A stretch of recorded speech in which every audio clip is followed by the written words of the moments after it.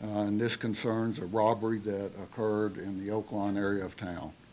On Saturday night, December 19th, at about 10:30 p.m., our victim, a white male that was 54 years old, was walking to a parking lot from the Roundup Saloon, which is located at 3912 Cedar Springs Road, when two suspects approached him from behind and began assaulting him.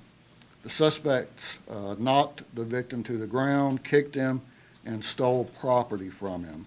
The victim suffered minor visible injuries. During this altercation, at least one of the suspects used offensive language in reference to the victim's perceived sexual orientation. The victim did not immediately report the offense to police, but was encouraged to do so after arriving at work yesterday with some visible injuries. The victim went to the Central Patrol Station yesterday and reported the offense, and the case has been assigned to the robbery unit, is under active investigation.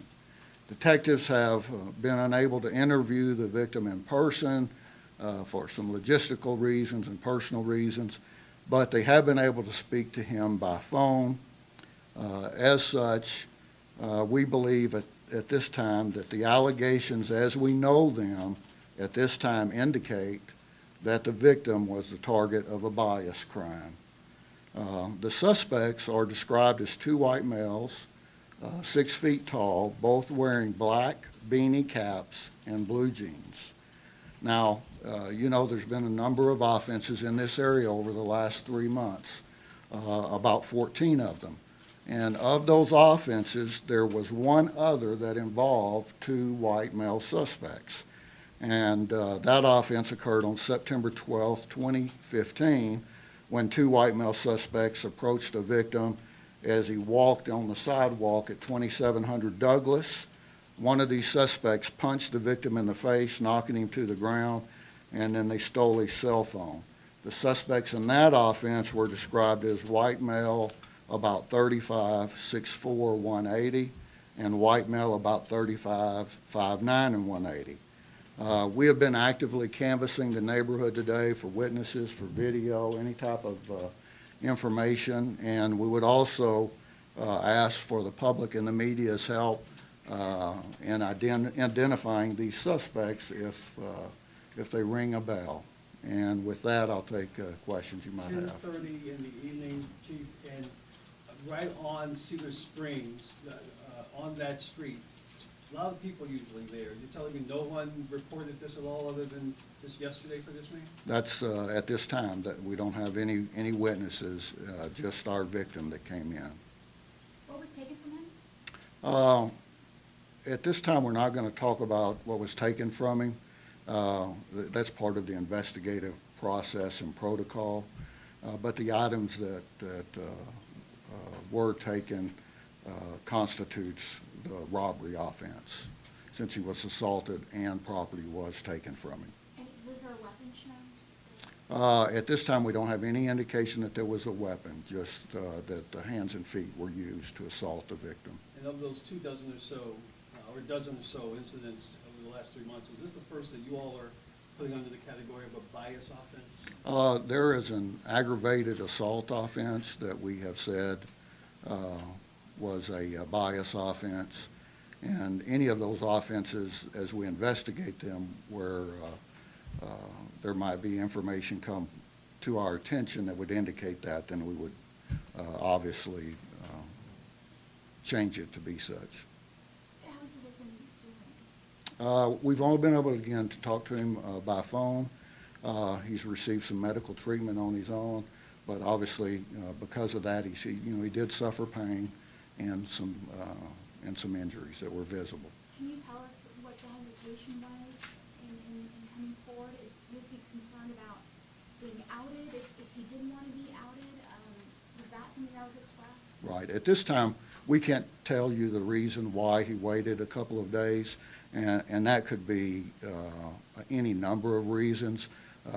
Victims of all types of crimes can be reluctant to come forward, whether it be a robbery, a domestic violence, a sexual assault. There are a number of reasons why somebody would be hesitant, and I wouldn't speculate on that reason at this time.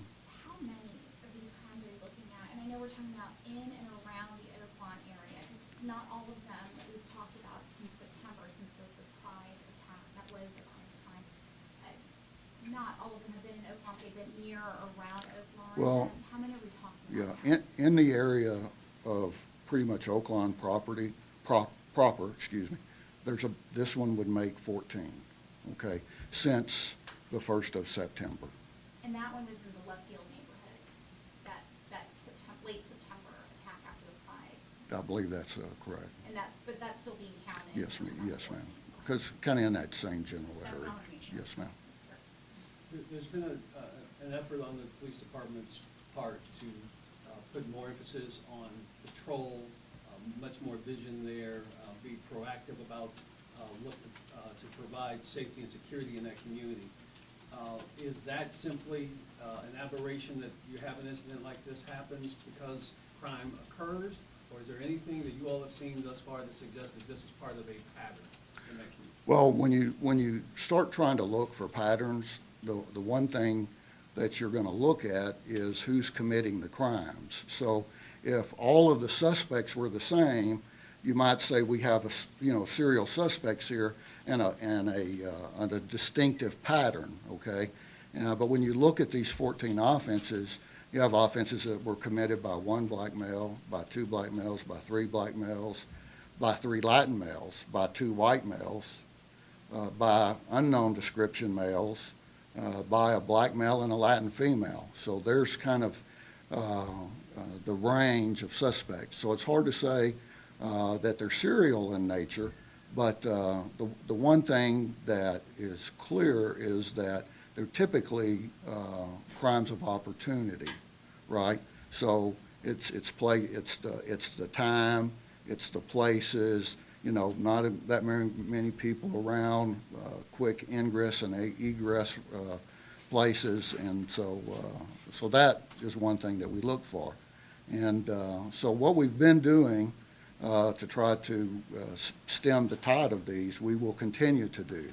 Our Northwest Division will continue to provide the extra patrol, the undercover and deployment and plainclothes that we're using, bicycle patrols, foot patrols. We'll continue to do that.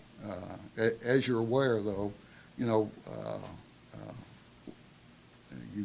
even with the size of our department, over 3,500 strong, there are times you can't be every place at every time.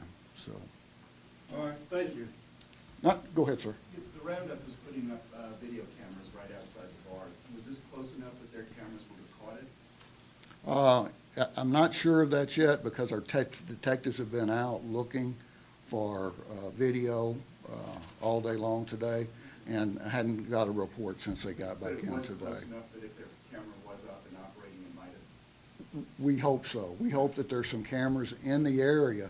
And see, we don't just necessarily need a camera exactly where it happened, but if there's a camera 2 blocks away that shows two white guys There's walking the new down the police street camera. with, There's the new police Yeah. camera on the corner of Throckmorton and Cedar Springs. Correct. So and so we'll be reviewing those kind of videos during that time frame to try to find suspects that match that description and hopefully be able to identify somebody. Just a quick follow-up on, when you said this earlier, and I apologize, he was assaulted, but was he burglarized or was he robbed? He was robbed. He was assaulted and had property taken from him. Those two elements together constitute a robbery. At the end of the day, what's your message for people around that area? Stay vigilant? Well, the message is always to be vigilant, okay? Especially in areas where there are a lot of people and you could be a target of opportunity. And in areas where you know that some of these types of crimes have happened. So if you can walk to your car with somebody, if you can park in a lighted area, not in a secluded area, things that we have talked about any number of crimes over the years and that there are a lot of common sense, but sometimes, we forget about them and park in that dark back corner, and when we're the last person out and headed to the corner, then we realize, hey, maybe I shouldn't have parked there. And it's never the victim's fault, even if they do park in the back corner. But being vigilant and trying to take care of yourself is always a good idea. And I just want to clarify, the September 12th that you mentioned that involved 2 white male suspects, was that ever categorized as a bias crime? I do not believe that one has been categorized as such yet. Do you revisit with the victim, or has the victim, in that case, I don't recall that specific case, so I have to go back and look. Was that victim talked Right. to you guys? We've talked with the victim in each of these cases, and in every case where we believe that we have what it takes to constitute a bias crime, then, we'll report it as such. So we don't know if they exhibit slurs in that? I don't believe so at this point. Okay, Thank thank you. you. Appreciate it.